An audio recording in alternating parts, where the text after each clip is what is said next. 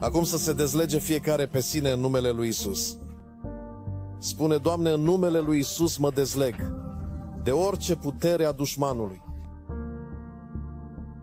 Îmi dezleg mintea, îmi dezleg creierul, îmi dezleg sufletul, îmi dezleg emoțiile, voința, îmi dezleg corpul și îmi dezleg și sângele din fiecare lanț satanic și leg demonii.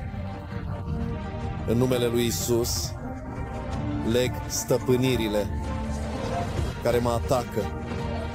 În numele lui Isus mă dezleg în numele lui Isus. Mă dezleg, îmi dezleg inima. În numele lui Isus, acum îmi dezleg familia de orice putere și autoritate a întunericului.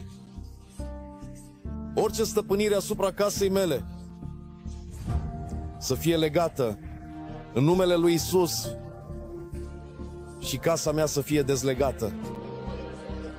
Soția, copiii, părinții să fie dezlegați. În numele lui Isus să iasă din celule, să iasă din închisori. În numele lui Isus. Închisoarea necredinței să fie sfâșiată.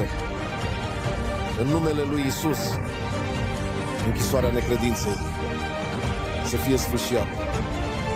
Închisoarea neputinței, a bolilor, să fie sfâșiată în numele lui Isus. Le sfâșiem în numele lui Isus.